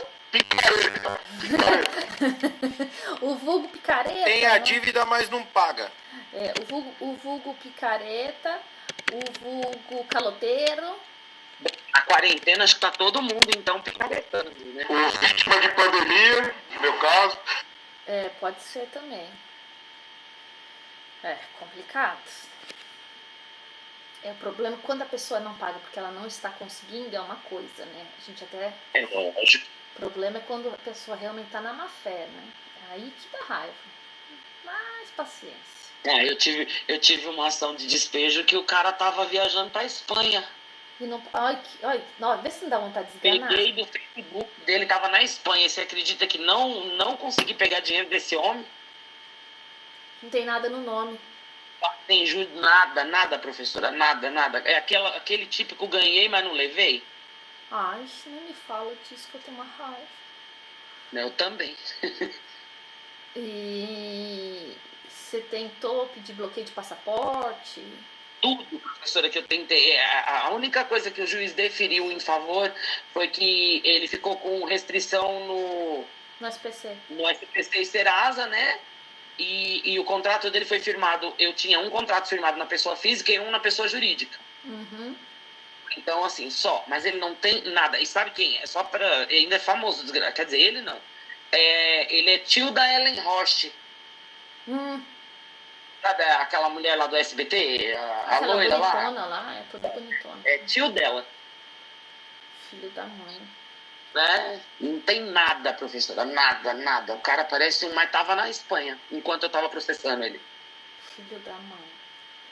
Porque aí não tem como fazer, né? Só fica de olho se ele herdar alguma coisa, né? Isso eu aprendi na aula passada. Fica de olho, porque se ele herdar alguma coisa, você já vai lá... E mais que isso, viu, Beth? Eu sei que você tem contatos jurídicos. Pede pro seu contato, né? Ou você mesmo, não sei se... Acho que é você que tá no escritório também, não é? Eu trabalho em casa com a pessoa, é isso mesmo. Dá uma olhada de tempos em tempos, puxa pelo CPF dele lá, se tem ações no tribunal. Por quê? Porque se ele entrar com uma ação, por exemplo, pedindo uma indenização, foi pra Espanha, sei lá, a empresa que ele viajou... E ganhar alguma coisa, né? Entrar com pedido de uma ação indenizatória, você já vai lá e, bloqueia nos autos, né? Nos outros pra autos. bloquear na capa dos autos, Entendi, não tô de olho. Pior, professora, é comigo porque é da minha família, mas assim, eu tenho 2 tios incapazes, né? Uhum. E era a casa dos meus avós, isso, que a gente alocou para esse infeliz. Nem com os incapazes a gente conseguiu mesmo receber, viu? Era o dinheiro de todo mundo, né? Dividido em 5. Uhum. Nem assim. Não, é surreal. Surreal. E eu demorei 2 anos. Pra conseguir botar ele pra fora, demorou 2 anos. Putz. Muito moroso. E assim, ele tava na Espanha, me deram a posse da casa, tive com um oficial de justiça na casa, pra o oficial tirar as coisas dele. Eu não podia nem entrar na casa porque as coisas dele estavam lá. Nossa. Ai, gente, esse que desanima tem hora, né? Mas parece que a lei do, Beth, a lei do inquilinato parece que agora tá mais célere, né? Tá mais acelerada, né? Faz uns 4 anos, mas um tormento pra nós. Só 4? Então era pra estar mais light. Aqui eu acho que você nem conseguiu citá-lo. Conseguiu, Beth? Então, citá-lo eu consegui, por quê? Porque exatamente por causa da Ellen Roche. A Ellen Roche é vizinha da casa dos meus avós. Entendeu? Então eu já indiquei de cara o endereço da casa dos meus avós, onde ele morava, mas indiquei também o da casa dela. Porque e ele foi citado lá. Entendi. Conseguiram achá-lo lá, entendeu? Na casa dela. Citar eu consegui. Aí ele fugiu, foi pra Espanha, ficou lá um tempo. E a casa lá. Gente, dá vontade de esganar, né? Mas não pode. Fazer o quê? Não pode. Mas vontade, que dá vontade. E ele alugou outra casa também. É um bairro, né? Na Saúde ali. Ele alugou outra casa. Dá até dó, dá vontade de conversar com o proprietário. Mas não adianta, né? Também não vou ficar fazendo isso, que eu me arrisco a... Mas dá dó, porque vai fazer a mesma coisa. Arriscar você não arrisca não, porque você não tá inventando. Se você tivesse inventando... Mas assim, ainda vai falar que eu tô fazendo desinformação do infeliz, né? Não dá pra dizer que porque deve mesmo, né? Mas enfim. Deixa pra lá. E de um velhinho também, dá dó, porque essas pessoas alugam porque precisam, né? Que nem no nosso caso, não que assim, exatamente esse valor é o que a gente usa pra cuidar dos meus tios. Meus tios são idosos e os 2 gêmeos deficientes intelectuais, então a senhora imagina. Não é brinquedo. Então, assim, a minha família todo mundo teve que pôr do próprio bolso, porque não recebíamos um aluguel que era nosso, entendeu? Que a gente usa para esse tipo de fazer frente a esse tipo de despesa. Exatamente isso. Surreal, né? Fazer o quê? Inadimplentes. Inadimplentes, exato. E olha lá, próximo aí, ó, lei draconiana. É muito rígida, não é isso? Uma lei extremamente rígida, extremamente severa, drástica, enfim. Nós temos aí os decretos, não é? Que alguns deles são draconianos, mas não vamos entrar nessa seara. Agora, a senhora está falando dos decretos da pandemia, é isso? Sim. Entendi. Mas também a gente tem que considerar que é uma situação extremamente excepcional. Fora do comum, né? Para todo mundo, não só para todos, independente do aspecto, né? Então, olha lá, aí tem lá o juiz prevaricador. O que é alguém que prevarica? O Moro prevaricou. Eu não resisti, a senhora pediu para falar o que era. Na verdade, aquele que pratica, a prevaricação é um crime do servidor público, crime esse onde a pessoa ele retarda o andamento, ele age... Ou acelera, professora, também, né? Também, ele age de forma indevida. Olha aí. Ou não cumpre com seus deveres, né? Como servidor público. Isso, não cumpre com seus deveres. Ele pode não atender bem, ele pode, passar a gente na frente, pular provas, ignorar provas. No caso do juiz. Abusar dos exercícios da função, né? Isso, qualquer abuso no exercício da função. Porque qualquer funcionário público, quando ele está lá, quando ele toma posse, e a partir do momento que ele começa a trabalhar, a hora que ele entra lá no serviço dele, não importa a função, seja o juiz, seja o promotor, enfim, seja o cartorário, a hora que ele chegou lá, começou a trabalhar, ele deixa de ser o Sérgio Moro. Ele é um braço do Estado. Ali ele representa o Estado. Não importa quem é ele, não importa o nome, o CPF. A pessoa que está lá, está trabalhando, ela representa o Estado. Dotado de fé pública, não é? Dotado de fé pública, sim, porque ele é empossado por lei, tá tudo na lei, concurso de provas e títulos, ele passa por um concurso, porque via de regra a contratação por serviço público, ela é por concurso, enfim. E essa pessoa está agindo em desacordo com o que ela deveria agir, tá bom? Desde não fazer as coisas, desde tratar mal, porque também eles têm que tratar as pessoas bem, enfim. Tudo isso é a ideia de prevaricação. Tá bom? Professora, Diga, doutor. voltando um pouquinho na lei draconiana, rapidinho, só uma dúvida. Sim, claro. Que aqui no estado de São Paulo, não sei se foi instituído no estado ou se foi só no município. Acho que foi só no município. Que o prefeito, ele decretou a questão do rodízio para placas pares e ímpares, dos dias pares e ímpares, né? Sim. Não seria uma lei draconiana aí, porque na prática ele acabou jogando as pessoas no meio do problema, né? Porque antes você estava isolado no carro e agora você tem que se expor no transporte público, né? Mas ela é extremamente ela tem um rigor excessivo mesmo, até por causa do tamanho da limitação. Porque olha o tanto de veículos que são impedidos de circular. A mesma forma, o tal do lockdown, que é esse fechamento total que algumas cidades estão fazendo, é uma lei draconiana, porque ela tem um rigor excessivo, independente da licitude, de ser lícita ou não. Porque, inclusive, já teve contra esse rodízio só do município de São Paulo, nós já tivemos 2 pedidos de suspensão, 2 pedidos liminares, as 2 liminares foram negadas. Uhum. Então, mas e o efeito disso? Não pode ser discutido, professora? Porque pode ser discutido. Porque pelo que a gente vê, o transporte público estava vazio. Aí depois que tirou os veículos de circulação, encheu. Então você acabou jogando as pessoas pro meio do problema, né? Pro meio para poder se infectar, né? Sim, eu concordo com você, as pessoas foram submetidas, mas aí não é nem por causa da lei, aí entrar com uma ação de indenização pela responsabilidade civil do Estado, mas não pelos efeitos que a lei provocou ou provoca ou está provocando na sociedade.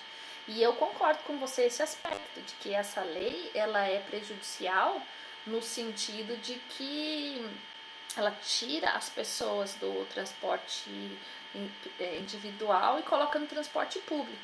E eu ouvi, a hora que eu estava almoçando hoje, não sei se é verdade, porque eu ouvi rapidinho, eu comi muito rápido e voltei porque eu tinha um prazo para fazer, mas eu vi que o número de pessoas circulando é o mesmo. O que diminuiu foram o número de veículos. Não sei se procede isso mesmo, eu vi isso no rádio hoje, na hora do almoço.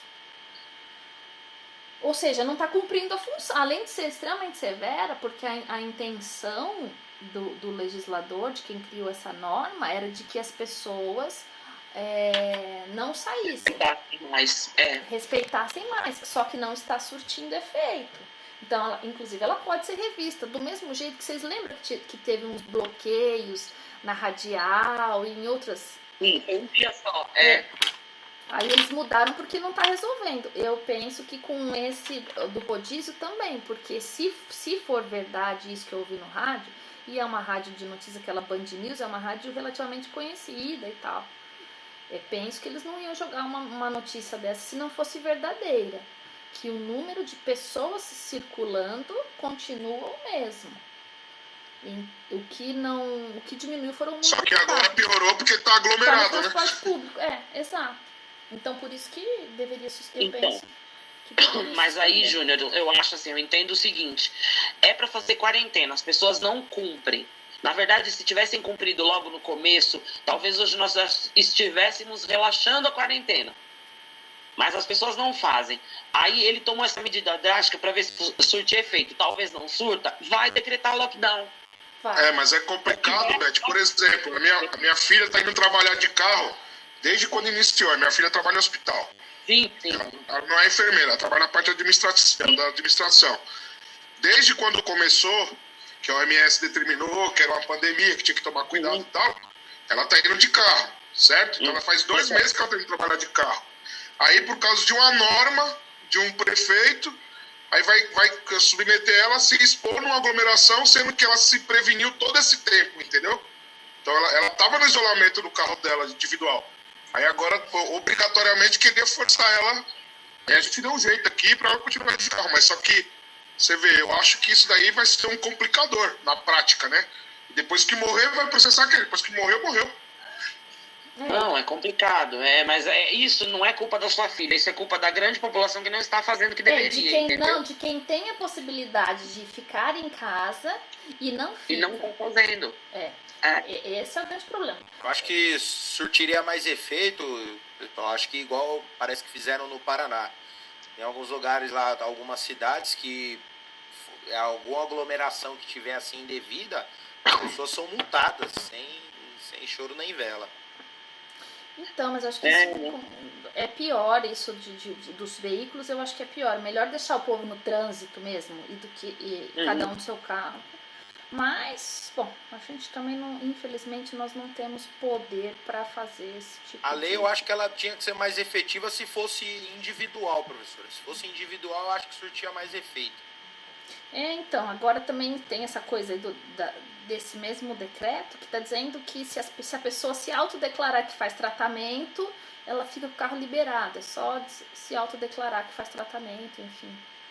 Aí complica, né? Porque imagina, ainda mais no Brasil, né, gente? Onde todo mundo quer dar um jeitinho pra tudo. O que vai ter... Júnior, outra coisa. No decreto, se você jogar a placa do carro da sua filha, ela tá liberada, viu? Então, mas ela não trabalha na frente, né? Ela trabalha na administração. Administrativo. Dentro de um hospital tá liberado. Mas eu acho que é isso que eu ia falar. Eu acho que por causa de ser mesmo sendo administrativo, porque o hospital precisa do administrativo, né? Claro. Até para conseguir processar as guias, fazer compra de material, processar guia, fazer compra de medicamento. Nesse momento é profissional da saúde, Julião. É só jogar lá no e-mail. Sim, viu? Liberação. Nem que você for... Ela fez isso, ela mandou lá, a gente tá aguardando para saber se vão liberar ou não. Não, deveria. Mas assim, Julião, se você já mandou, guarda o protocolo, manda o envio, leva com ela e pode deixar sair, que não vai poder multar, não. Depois dá para recorrer. Pode ficar tranquilo. É o que nós fizemos. Obrigado. Você trabalha com recurso de multa também, Beth? Muito pouco. Ah, tá. Só os próprios. Eu já perdi carta, meu ex-marido também, então, enfim, né? Tá. Só em causa própria. Ah, tá. Não, que eu tô precisando de uma empresa dessas aí. Mas depois eu vou ver se Tá, entendi. A senhora também perdeu a habilitação, hein, professor? Que coisa feia, não hein? perdi, eu não tenho nenhum ponto na CNH. Você pode puxar minha CNH, você não vai achar. Imagina, Professora, se a senhora precisar, o meu irmão ele é despachante, ele trabalha nessa área de habilitação, hein? Pede pro Luiz passar meu telefone pra você. Daí você me manda uma mensagem, pode ser? E o contato dele? Tá bom. Ou você tem meu e-mail também, se quiser mandar lá, que for mais fácil pra você. Eu tô precisando mesmo, mas é pra minha mãe. É sério, pode puxar minha CNH limpinha, não tem nada, nenhum pontinho. Agora tá entendido, professora, por que tá limpinha a sua? Boa! Ô, doutor Fabrício, tá gravado, viu? Eu tenho provas contra o senhor. O senhor está me acusando, isso é bullying. Hein? Não insinuei nada, professora. É por causa da mamãe. Eu só cuido da mamãe, gente. Eu estou preocupado com a mamãe. Eu entendi. Meu ex-marido só tem 98 pontos. Acho que ele perdeu a dele.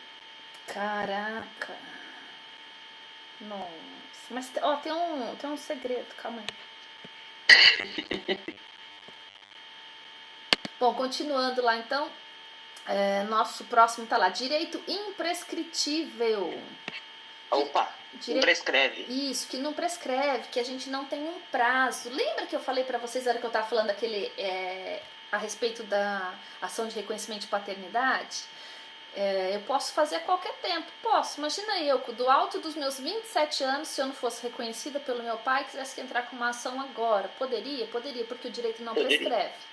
Diferente se eu tenho uma ação de cobrança. Eu tinha que fazer essa ação de cobrança, já se passaram 5 anos e eu não fiz. Depois, no 7º ano, não adianta querer cobrar mais, aí já era. Prescreveu. Tá bom? Olha lá. Despacho saneador. Os despachos, eles são decisões do magistrado, não é? Nesse caso específico, um despacho saneador é quando o juiz vai lá e tenta, ele vai separando o que ele precisa decidir. O que ele precisa decidir naquele determinado momento. Porque a sentença, teoricamente, ela põe fim ao processo. Ah, mas cabe recurso. Cabe se quiser. Agora, o despacho, ele não põe fim. O despacho é uma decisão no meio do processo. Ele toma lá uma decisão. Ele despacha e diz, olha, para ele sanear o processo, para ele ver melhor, ele precisa que junte uma determinada prova que não foi juntada até agora. Nesse caso em específico, ele vai lá e faz esse despacho saneador. Vai lá, despacha, ou seja, dá uma decisãozinha pedindo para resolver aquele determinado problema. Aí o próximo, depoimento intempestivo, ou qualquer coisa intempestiva. Fora do prazo, não é isso? Isso, fora do prazo, fora do tempo, um recurso intempestivo. Olha, eu tinha 15 dias para fazer esse recurso, passaram-se os 15 dias, eu fiz depois, perdi o prazo, ou seja, ele é intempestivo, fora do tempo. Olha essa aqui, a próxima, petição inepta. É uma petição que falta aqueles requisitos que nós falamos dele. Nós estudamos requisitos por requisito, lembra? Um por um. Faltou um deles, o juiz vai chamar a parte para emendar essa petição inicial, e emendando essa petição inicial, se ele emendar, o processo continua. Se ele não emendar, essa petição será considerada inepta e não vai mais poder continuar. Tá bom? Por quê? Porque ela é inepta, ou seja, porque ela não está apta para dar prosseguimento. E aí o próximo, direito processual precluso. Ou seja, um direito processual precluso, ou seja, precluiu, perdeu o direito. Como assim? Lembra que eu acabei de falar, olha, eu tinha 15 dias para entrar com recurso, não entrei. O meu direito de recorrer está precluso, ou seja, ele foi perdido. Eu perdi esse direito. E o próximo, herança jacente. O que é uma herança jacente? É uma herança que aparentemente não tem herdeiros. Herdeiros, Aparentemente ela não tem herdeiros. A pessoa morreu, deixou bens, mas ninguém conhece nenhum herdeiro. Nesse momento ela é chamada de herança jacente. Tem todo o trâmite. Diga. Depois de um tempo ela se torna outro nome e vai para a fazenda, não é isso, professora? Isso. Depois, se não aparecer ninguém. Porque aí o que acontece? A pessoa indica para o juiz nomeia um curador, alguém que vai zelar por esses bens. Aí tem todo um procedimento a ser feito. São publicados 3 editais. Sim. Depois de um ano que publicou o primeiro edital, se não apareceu ninguém, essa herança será declarada, esse outro nome, vacante. Vacante. Ô, professora, tá tendo, não sei se a senhora está acompanhando, tá tendo uma máfia em cima disso agora. Então, o Fantástico fez uma reportagem semana passada linda sobre isso. Estão arrumando união estável para essas pessoas, sabe? Pessoas que elas nunca viram, nunca conviveram, para conseguir ter acesso a esses bens. Já liberaram 3 milhões da conta de um, tudo tá desse jeito, professor. Então, mas aí eu penso o seguinte: se a pessoa não tem herdeiros, é uma questão, o brasileiro não é acostumado com isso, é muito pouco ainda. Mas, se eu não tenho herdeiros e eu não quero que o meu patrimônio fique para o Estado, eu tenho que fazer um testamento, né? Sim. Mas ele também só dispõe de 50% quando é testamento, não é, professora? Não, testamento, se tiver herdeiros necessários, se eu tiver filho... Só pode dispor de 50%. Eu só posso dispor de 50%. Mas nesse caso... mas se não tiver, eu posso. Se eu não tiver herdeiro necessário, se eu não tenho filho, nem cônjuge, nem marido, nem nada, se eu sou sozinha no mundo... Eu posso fazer o que eu quiser com o meu patrimônio. Inclusive, se tiver alguém aí quiser doar para os pobres aqui da Vila Prudente, no caso eu, você pode doar tudo para mim. Não ligo, não fico triste. Mas, enfim, não, legal, não sabia dessa parte. Eu pensei que só podia dispor de 50%. Não.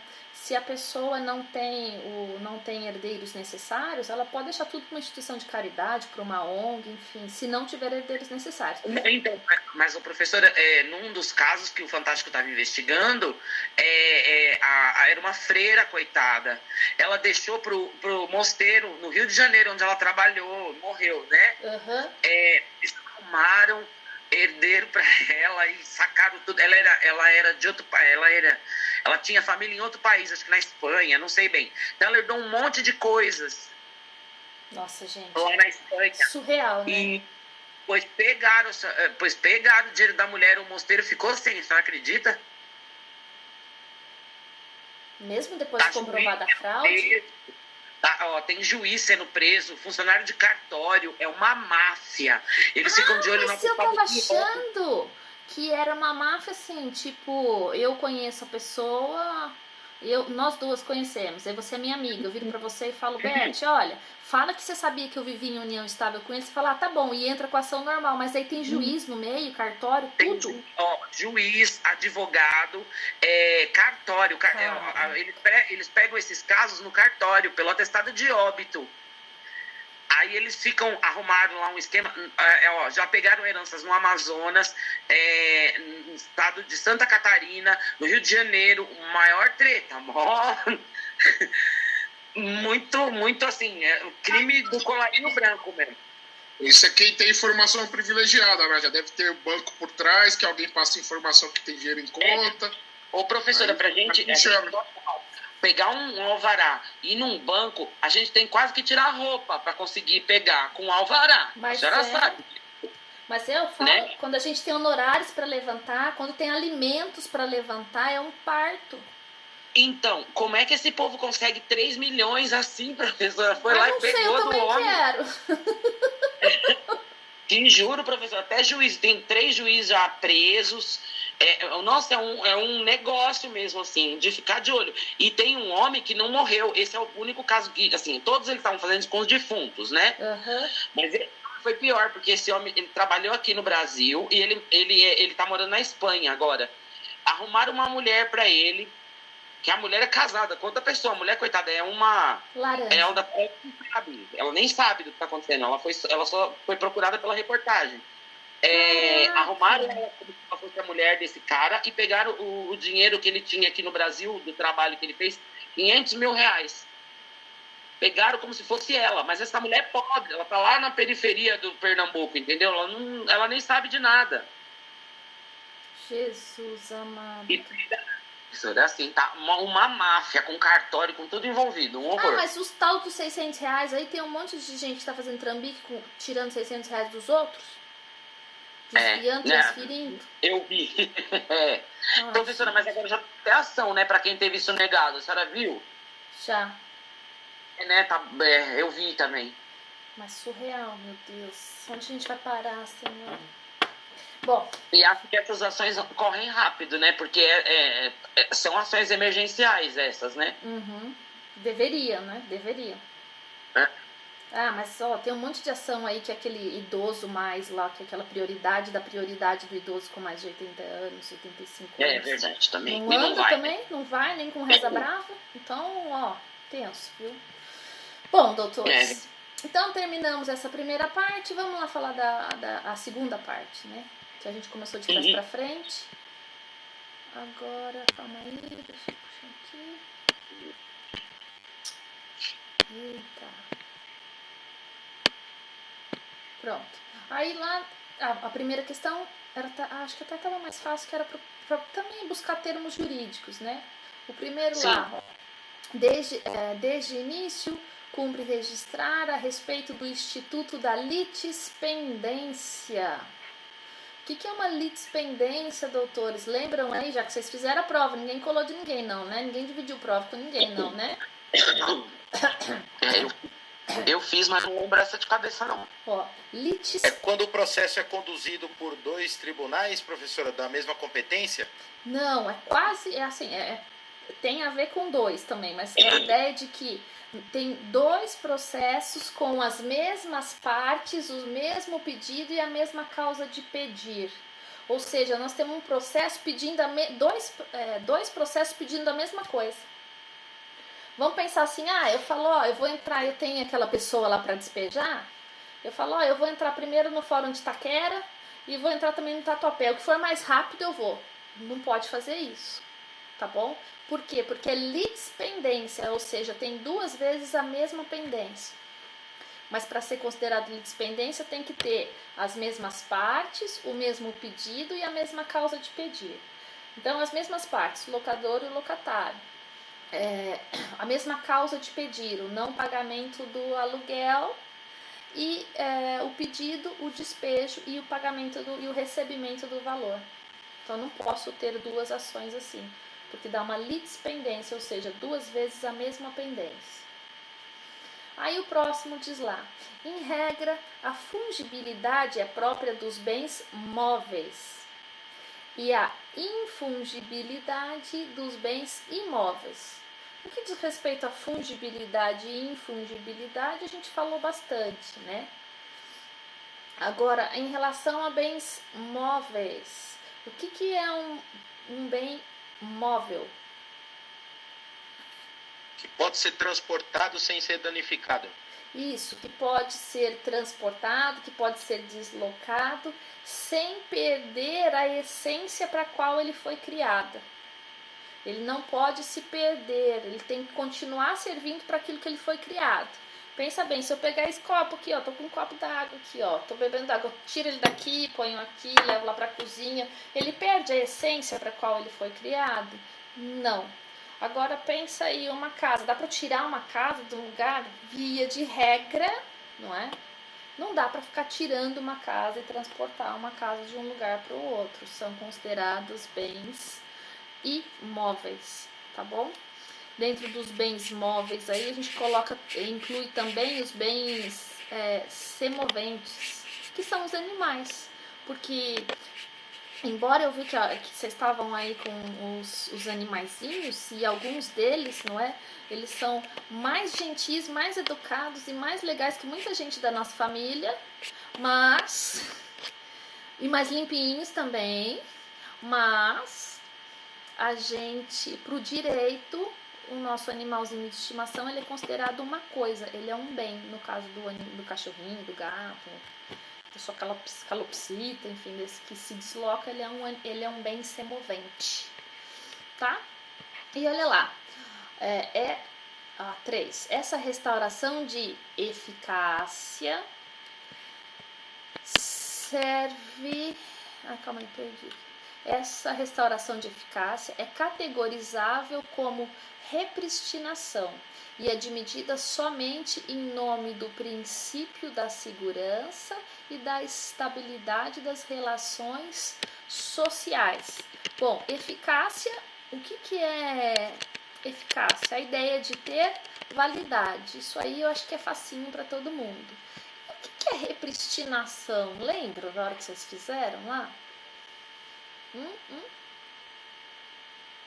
É tipo retornar o que era no início, é isso? Isso, basicamente. Voltar a um status anterior. Aí a próxima diz lá, a teoria do direito penal distingue 2 tipos de delito, furto e roubo, que o povo tem por hábito considerar como sinônimos. Bom, aí nós temos a diferença entre roubo e furto. O roubo, ele é mediante violência ou grave ameaça. Ou seja, a pessoa chega lá e fala, me dá seu celular aí, tô armado, vou te bater, eu tô com a arma, tô com faca, enfim. Aí é roubo. Furto é quando a pessoa subtrai para si ou para outra em coisa alheia móvel, na surdina, sem que ninguém perceba. Como você está lá num lugar lotado, de repente você procura seu celular e só percebe que o zíper da sua bolsa está aberto. Aí a ideia de furto. Eu acho que esse aqui a maioria já sabe essa diferenciação, né? E aí a próxima, daí a parecença entre a rescisão por vício redibitório e a resolução por inadimplemento. Olha lá, o que é um vício redibitório? Bom, vou tentar explicar, professor. Tente, por como favor. se a gente, vamos supor, a gente compra uma coisa e no ato da compra a gente não consegue perceber que aquilo tem um defeito.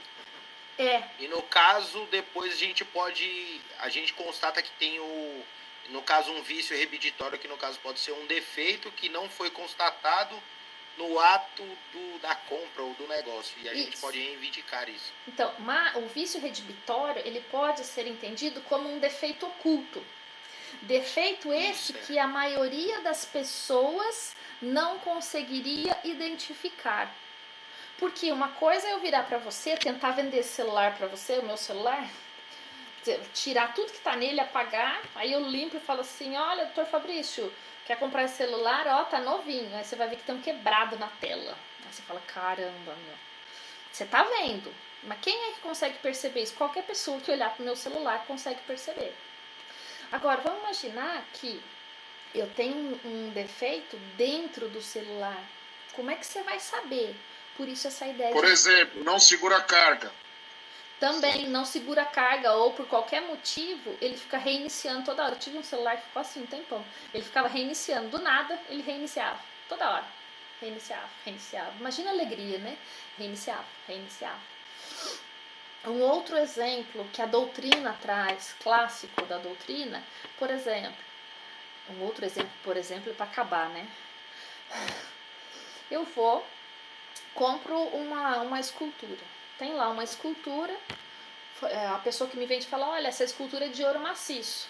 Pensa que ainda que eu tenha conhecimento de ouro, pelo peso, eu falo, realmente tem ouro.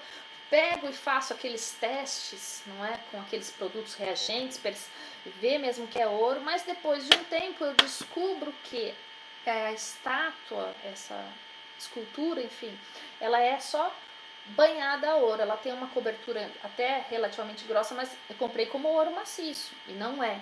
Isso tudo é um vício redibitório. E esse vício redibitório, até o Fabrício falou, comprovando o vício redibitório, comprovando que eu realmente não tinha conhecimento, que não dava para uma pessoa, abre aspas, normal, ter esse conhecimento, eu posso pedir para desfazer o negócio jurídico, pedir até uma eventual indenização por isso, tá bom? Aí o próximo que estava lá na mesma frase fala do inadimplemento, ou seja, inadimplemento é quando não cumpre com uma obrigação. Tinha uma obrigação, não cumpriu com a obrigação, é a mesma coisa do devedor. O devedor inadimplente, ele tem o dever de pagar e não pagou. Obrigação inadimplente. Olha, eu comprei um bem de alguém, tinha obrigação de pagar. Estou devendo. Ou você me contratou para que eu ingressasse com uma ação para você. Eu não ingressei com essa ação, eu estou inadimplente na minha obrigação, no meu contrato que eu assumi com você. A próxima aí traz a figura, né? Os poderes e as obrigações do curador são fixados pelo juiz conforme as circunstâncias. Quem é o curador? O curador é aquela pessoa que é responsável por outra que não tem capacidade civil. Olha lá, Beth, ó os tios, cadê os tios? Alguém é responsável pelos tios, se os tios são interditados. Sim, porque eles têm curador, os meus tios. Isso, por quê? Porque eles são maiores e incapazes. Eles não têm capacidade civil. Agora, quando é um incapaz menor, troca o nome, ao invés de chamar tutor, chama curador. A pessoa menor de idade que é incapaz, seja incapaz só porque ela não fez 18 anos, seja incapaz porque ela realmente não tem discernimento. Aí é um tutor.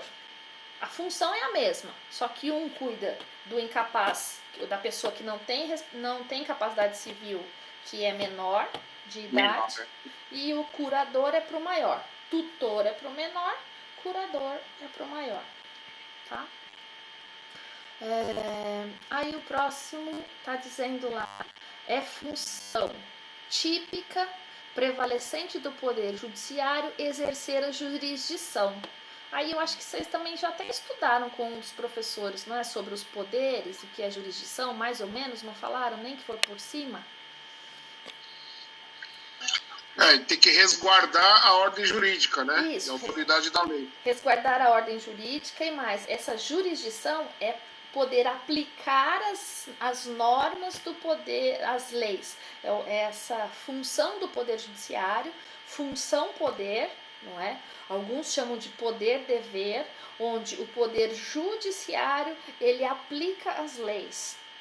E mais, depois que uma ação transita em julgado, não cabe mais recurso. Aí a pessoa não tem o poder de dizer se quer cumprir ou não.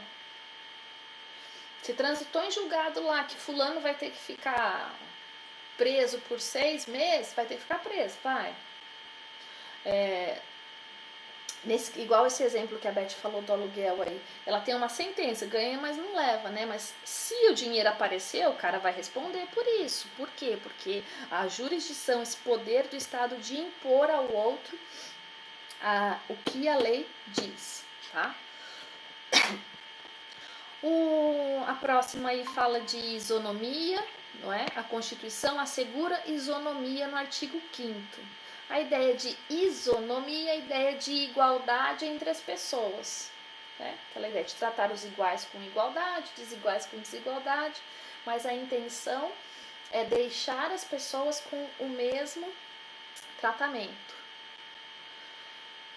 E o último, penúltimo, né? Tá lá. Na ementa do acórdão, o relator já dá a conhecer a decisão final. Primeiro, o que é o acórdão? Vamos pensar antes disso. Quando eu entro com uma ação, o juiz dá uma decisão. A decisão dada pelo juiz é chamada de sentença. Cabe recurso? Cabe. Quando vai para o tribunal, aí são os desembargadores que vão analisar. A decisão dos desembargadores é chamada de acórdão. Tá? Uma decisão, no caso da esfera civil, 3 desembargadores vão decidir. E aí, essas decisões, vocês verão, elas começam com um resuminho.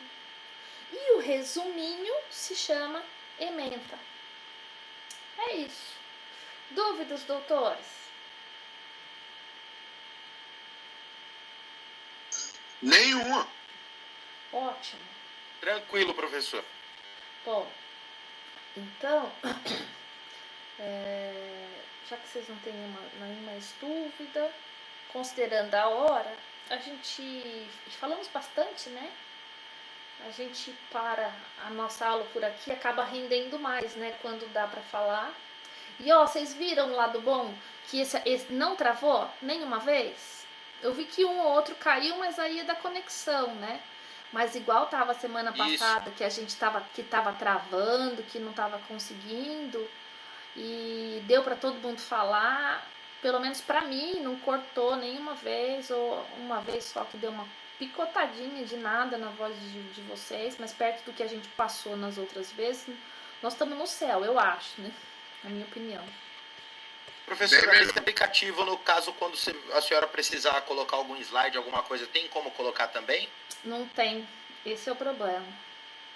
Mas quando eu precisar fazer isso, Fabrício, sabe o que eu vou fazer? Eu vou disponibilizar antes para vocês lá